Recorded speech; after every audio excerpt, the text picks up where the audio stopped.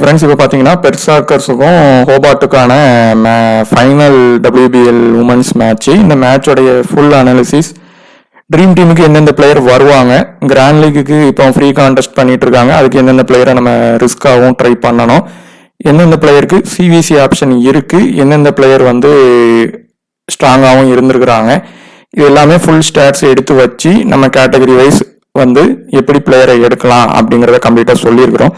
So வீடியோவை skip பண்ணாமல் பாருங்கள். இந்த வெனியோட பிச் ரிப்போர்ட் எந்தெந்த மாதிரி ப்ராக்ரஷன் இருந்திருக்கு அப்படிங்கிறது இதே வீடியோவில் சொல்லியிருக்கிறோம்.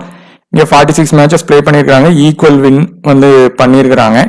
பிலோ ஸ்கோர் 150 30 டைம்ஸ் இங்கே ரெஜிஸ்டர் ஆகிருக்கு. மேக்ஸிமம் இந்த மேட்ச்சு 150 to 160 வரதுக்குள்ள ஒரு வாய்ப்பு இருக்கும், இல்லை 150க்கு பிலோ தான் அதிகமான வர வாய்ப்பு இருக்கும். ஹை ஸ்கோர் 212 வரைக்கும் ஸ்கோரும் பண்ணியிருக்கிறாங்க. லோ ஸ்கோர் 80க்கும் ஆல் அவுட் ஆகிருக்கு.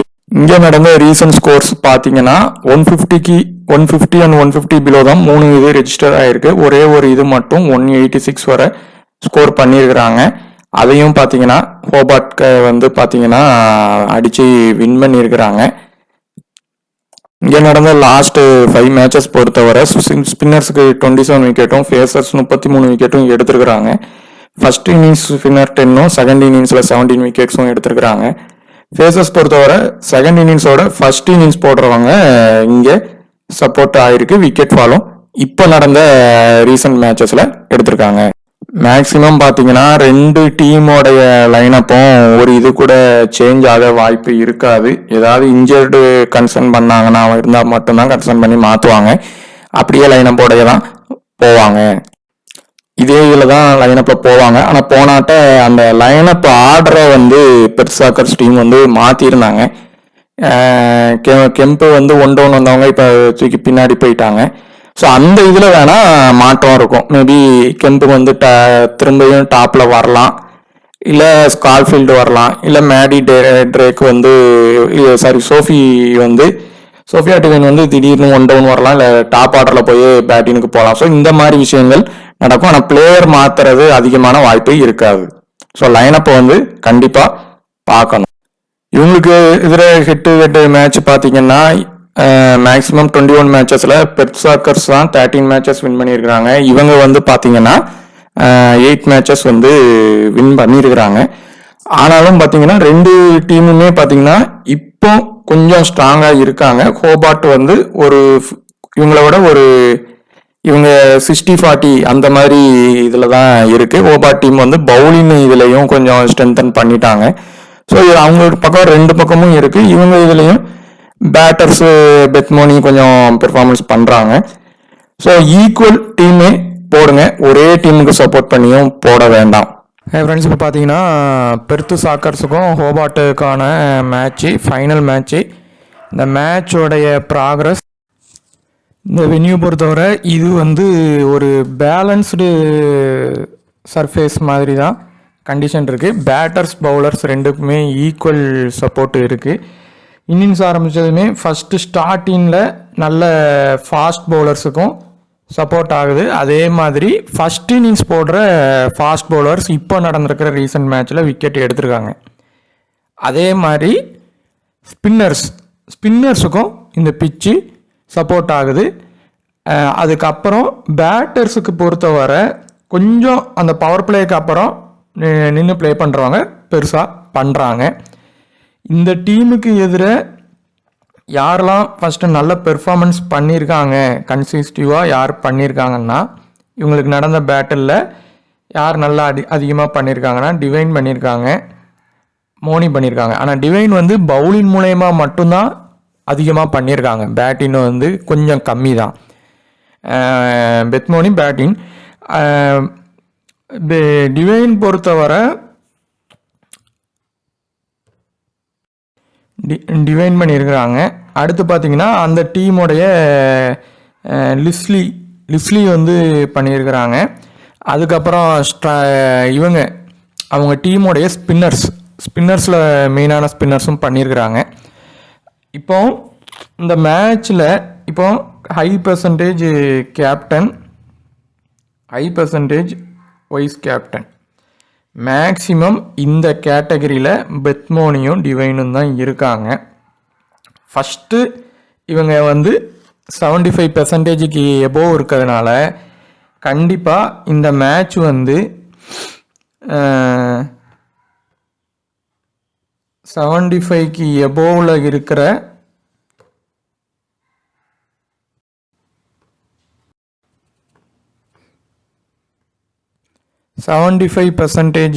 எபோவில் இருக்கிற பிளேயரில் இருக்கிறவங்களுக்கு ஒருத்தங்களுக்கு கண்டிப்பாக சி இல்லைன்னா விசி வரும்.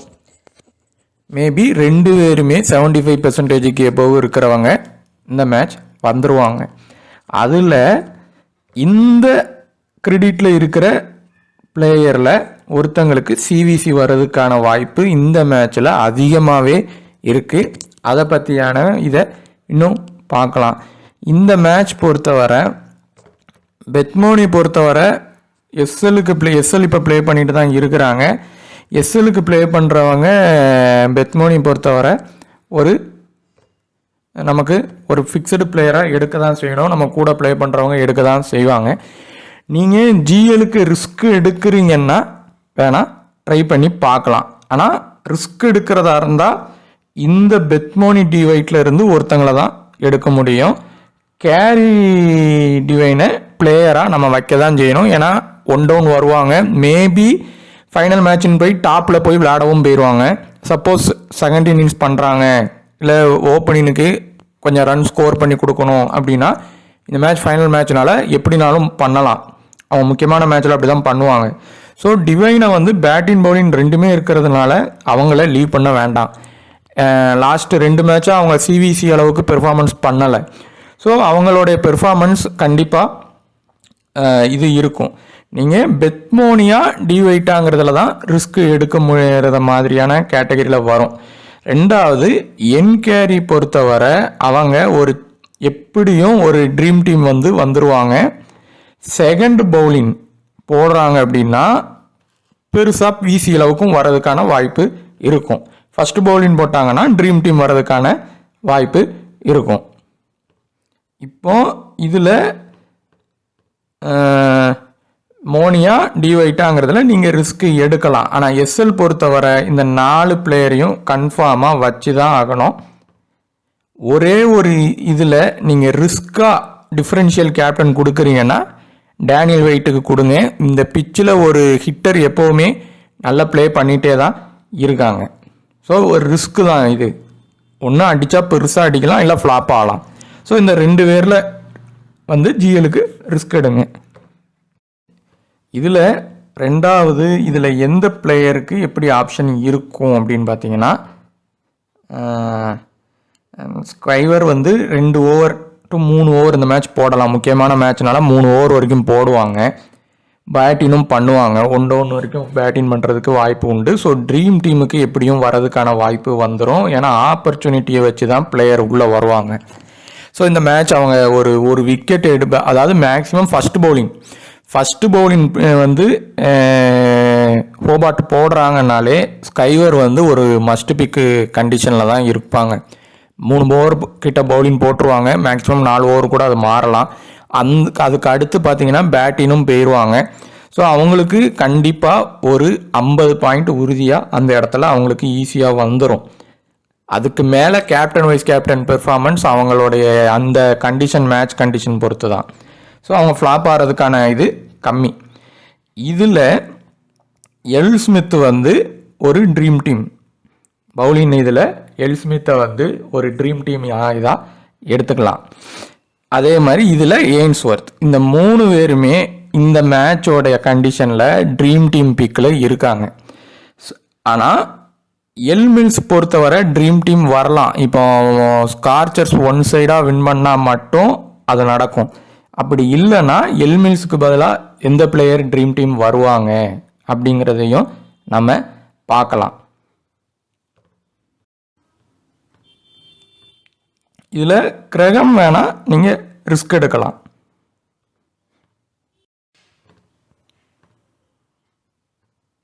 இதில் லீ பொறுத்தவரை இந்த மேட்சோடைய மஸ்ட்டு பிக்கு பிளேயரு. கண்டிப்பாக அவங்க செகண்ட் இன்னிங்ஸ் பண்ணால் கன்ஃபார்மாக பெருசாக ஓரளவு பண்ணிடுவாங்க. ஃபஸ்ட் இன்னிங்ஸ் பண்ணாலும் ஸ்ட்ரைக் ரேட் பிரகாரம் ப்ளே பண்ணும்போது ஒரு ட்ரீம் டீம் எப்படி இந்த மேட்ச் வந்துருவாங்க. ஸோ அவங்கள ஒரு மஸ்ட் பிக்காக எடுத்துக்கலாம். இந்த கேட்டகரியில் கண்டிப்பாக ஸ்ட்ரெனோ வின் ஆகிற, இப்போ ஹோபார்ட் தான் உறுதியாக வின் ஆகுதுன்னா இதில் இருக்கிற மூணு லோபிக் யாருன்னு பார்த்தீங்கன்னா ஸ்லிவர், எட்கர். இப்போ இந்த இதில் இருந்து 2 பேரும் வரலாம், இல்லை ஒருத்தங்க வந்துடுவாங்க. இப்போ இதில் எப்படி மேக்ஸிமம் வருவாங்கன்னா எந்த டீம் வின் ஆகுதோ அந்த பிளேயர் தான் மெயினாக வரதுக்கான வாய்ப்பு இருக்கும். இப்போ பெர்த்து தான் வின் ஆகுதுன்னா அந்த இடத்துல எட்கர் தான் வருவாங்க, மேக்ஸிமம் எட்கர் வருவாங்க. அதே மாதிரி யார் வருவாங்கன்னா எல் மில்ஸ் வந்து அங்கே வருவாங்க, ஸ்ட்ரெனோ ஃபெயிலியர் ஆவாங்க. அப்படி ஸ்ட்ரெனோ வந்துட்டாங்கன்னா எல் மில்ஸ் ஃபெயிலியர் ஆவாங்க, ரொட்டேஷன் பிக்கில் தான் ஒரு பிளேயர் உள்ளே வரும். ஸோ அந்த மாதிரி ட்ரை பண்ணலாம். நீங்கள் எல் மில்ஸ் எடுக்கணும் அப்படின்னு எல் மில்ஸ் எடுத்தீங்கன்னா ஸ்ட்ரெனோ எடுக்க வேண்டாம், ஆனால் எட்கர் எடுக்கிற மாதிரி வரும். ஸோ அந்த மாதிரி தான் அந்த பிளேயர் வரும். பட் நீங்கள் ஒரு நல்ல பிளேயர், இந்த பிச்சு கண்டிஷனுக்கு சூட்டபிளான பிளேயர் யாருன்னு பார்த்தீங்கன்னா ஸ்ட்ரெனோ தான். அவங்களால விக்கெட் எடுக்க முடியும். அடுத்து பார்த்தீங்கன்னா நம்ம லிஸ்லி, இந்த 2 பேரையுமே இதில் ஒரு ஃபிக்ஸ்டு பிளேயராக வச்சுக்கிடலாம். ஏகிங் பொறுத்தவரை மேக்ஸிமம் செகண்ட் இன்னிங்ஸ் போடும்போது ட்ரை பண்ணணும். இதில் ஃபஸ்ட் இன்னிங்ஸ் போடும்போது அவங்க இன்டர்நேஷ்னல் மேட்சஸில் விக்கெட் எடுத்திருக்காங்க. ஆனாலும் ஒரு வேளை ஹோபார்ட் தான் நல்லா அடித்து வின் பண்ணுறாங்கன்னா எய்ன்ஸ்வொர்த் ஏக்கிங்கில் ஒருத்தங்க தான் வருவாங்க, ஒருத்தங்கள லீவ் பண்ணலாம். இந்த மேட்ச் கேமேக் வந்து ரிஸ்க்கு. நீங்கள் நம்ம எடுத்தால் கேப்டன் கொடுத்து எடுங்க, இல்லைனா லீவ் பண்ணிடுங்க. ஸோ இதில் மேக்ஸிமம் ஃபிக்ஸ்டு பிளேயர் லிஸ்ட்லியும் ஸ்ட்ரானோவும். ஏக்கிங்க செகண்ட் இன்னிங்ஸ் பண்ணால் நீங்கள் ஃபிக்ஸ்டு பிளேயராக எடுத்துக்கலாம். ஆனால் இதில் லோ பிக்கில் யார் யார் வரதுக்கான வாய்ப்பு இருக்கும் அப்படின்னா எட்கர் வரதுக்கான வாய்ப்பு இருக்கும். நீங்கள் ஏக்கிங்க ரிஸ்க் எடுக்கிறீங்கன்னா எட்கரை ட்ரை பண்ணுங்கள். எட்கர், ஸ்ட்ரெனோ இந்த 2 பேருக்குமே லோபிக்கு இந்த இடத்துல வரதுக்கான வாய்ப்பு இருக்கும். இவங்க பவுலிங் கொடுத்தா மட்டும்தான் வருவாங்க, இல்லைனா வரமாட்டாங்க. ஒரு ஓவர் அவ்வளோதான், ஒரு ஓவர் 2 ஓவர் கொடுக்காங்கன்னா வர்றது கஷ்டம். ஏன்னா பவுலிங் ஆப்பர்ச்சுனிட்டியும் இருக்குது மெயின் மேட்ச்சு. ஸோ இவங்களை பார்த்து டீமில் எடுத்தால் போதும், எஸ்எல் ப்ளே பண்ணுறவங்களும். அதே மாதிரி ஹோபார்ட் வந்து லாஸ் ஆகுது அப்படின்னா அந்த இடத்துல நீங்கள் வில்லானியை ஒரு பிளேயராக கண்டிப்பாக எடுத்து தான் ஆகணும். கண்டிப்பாக இந்த வென்யூ அவங்களுக்கு செட் ஆகும், கண்டிப்பாக அடிப்பாங்க, ஒரு ட்ரீம் டீம் வந்துடுவாங்க. வின் ஆகிற மாதிரி டீம் பண்ணுற இதில் அவங்க மேபி வராமல் கூட போயிடலாம், டாப் ஆர்டரில் உள்ளவங்களே அடித்து முடிச்சிருவாங்க. ஸோ அந்த மாதிரி தான் இந்த வில்லானியை வந்து நம்ம டீமில் வந்து அது நம்ம எஸ்எலுக்கு எடுத்தாலும் சரி ஜிஎலுக்கு எடுத்தாலும் சரி எடுக்கலாம். பெர்த் சாக்கர்ஸ் பொறுத்தவரை அவங்க லாஸ் ஆனாங்கன்னா கண்டிப்பாக கெம்ப் ஸ்கால்ஃபீல்டில் இருந்து யாராவது ஒருத்தங்க வருவாங்க. போன மேட்ச் லைனப்பில் வந்து கெம்போட ஆர்டரும் கொஞ்சம் கெம்போட ஆர்டர் டவுனில் போயிட்டு ஸ்கால்ஃபீல்டு தான் கொஞ்சம் ஓரளவு டாப்பில் இருந்தது. ஸோ யார் டாப்பில் இருக்காங்களோ அவங்களுக்கு ஒரு முக்கியத்துவம் கொடுக்கலாம். மொத்தத்தில் இந்த கேட்டகரியில் இருந்து ஒரு லோ பிக் இந்த 3 பேர்லேருந்து கண்டிப்பாக ஆனால் ஒருத்தங்க வருவாங்க. எஸ்எலுக்கு ட்ரை பண்ணாலும் ரிஸ்க்காக ட்ரை பண்ணுங்கள், அதை நம்ம சொல்லிட்டோம். நீங்கள் ஹோபார்ட்டுக்கு சப்போர்ட்டாக போட்டிங்கன்னா வில்லானியும் எடுக்காதீங்க, இந்த 2 பேரை தான் எடுக்கணும், 2 பேரில் ஒருத்தங்கள தான் எடுக்கணும். இப்போ இதில் வந்து இருக்கிற இவங்க இதில் ஃபஸ்ட்டு வந்து இவங்க 2 பேருமே ஆப்பர்ச்சுனிட்டி கம்மியாக இருக்கிற பிளேயர். இவங்க ரெண்டாவது ஸ்ட்ரேஞ்ச் பொறுத்தவரை மேக்ஸிமம் அவங்களோட இது வந்து பவுலிங் தான், ஆனால் பேட்டிங் பண்ண முடியும். ஆனால் மெயினான இது பவுலிங் தான். அவங்க பவுலிங் பண்ணி கொடுத்து அவங்க வந்தால் உண்டு, இல்லைன்னா அந்த இடத்துல கஷ்டம். டேர்க்கு வந்து இந்த வென்யூக்கு நல்லா தான் பெர்ஃபார்மன்ஸ் பண்ணியிருக்காங்க.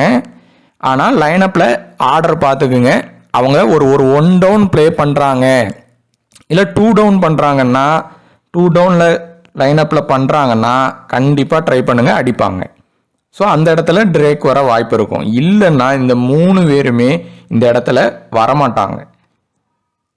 ஸோ இந்த மாதிரி தான் அந்த கண்டிஷன் இருக்கும்.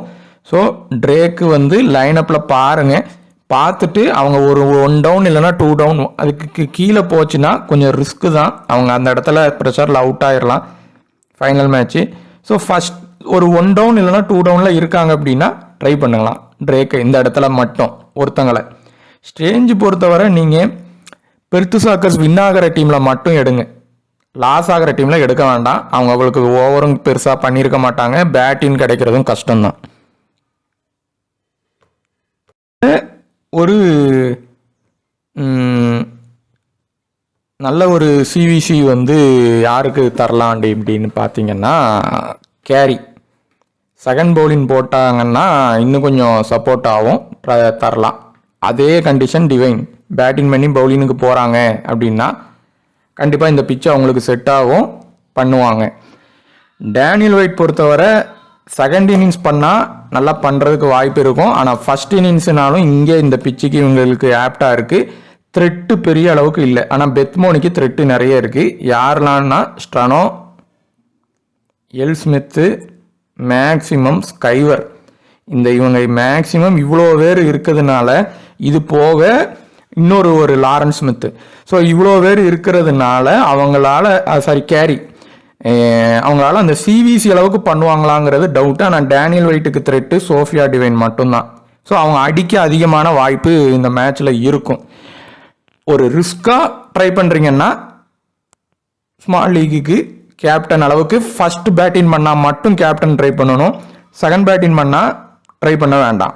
ஏன்னா ஸ்கோர் கம்மியாகும் போது இவங்களோட அடித்தாலும் கேப்டன் வரமாட்டாங்க, விசி வேணால் அந்த இடத்துல வரலாம். இந்த கேட்டகரியில் வந்து சிவிசி யாருக்குன்னா ஸ்கைவர் தான். பவுலிங் பேட்டிங் ரெண்டுமே பண்ணுவாங்க. ஃபஸ்ட்டு பேட்டிங் பண்ணால் வேணால் நீங்கள் அவங்கள சிவிசியாக இல்லாமல் பிளேயராக எடுக்கலாம். ஃபஸ்ட்டு பவுலிங் பண்ணாங்கன்னா கண்டிப்பாக அவங்க ஒரு விசி அளவுக்கு பெர்ஃபார்மன்ஸ் பண்ணிடுவாங்க.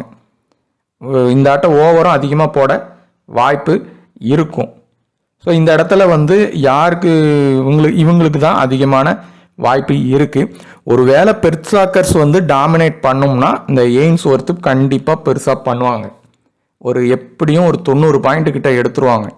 ஸோ அப்போ அந்த மாதிரி டீமில் மட்டும் எய்ன்ஸ்வொர்த்துக்கு கொடுத்தா போதும், ஸ்மால் லீகுக்கு ரிஸ்க் எடுக்க வேண்டாம். இதில் ஒரு கேப்டன் இல்லைனா விசி வந்து யாருக்கு அதிகமான வாய்ப்பு இருக்குது அப்படின்னு பார்த்தீங்கன்னா லிஸ்லி வந்து இந்த வென்யூக்கு நல்ல ஆப்டானவங்க, அடிக்க பெருசாக ஒரு வாய்ப்பு இருக்கும்.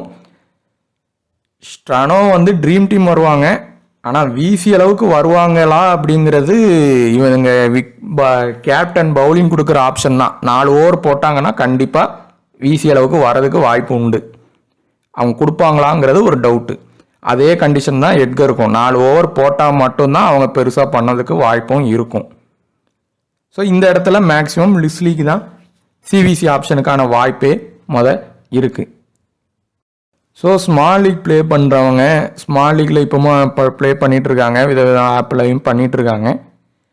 இப்போ அதில் 50க்கு எபோவ் 9 பேரும் நம்ம சொன்ன லோபிக்கு மட்டும் ஒரு 2 பேரை வச்சு ட்ரை பண்ணுங்கள். சொன்ன சிவிசி ஆப்ஷனில் உள்ள பிளேயரை மட்டும் சிவிசி கொடுத்து ட்ரை பண்ணி பாருங்கள், கண்டிப்பாக ஒரு நல்ல சக்ஸஸ் ரேட்டு கிடைக்கும்.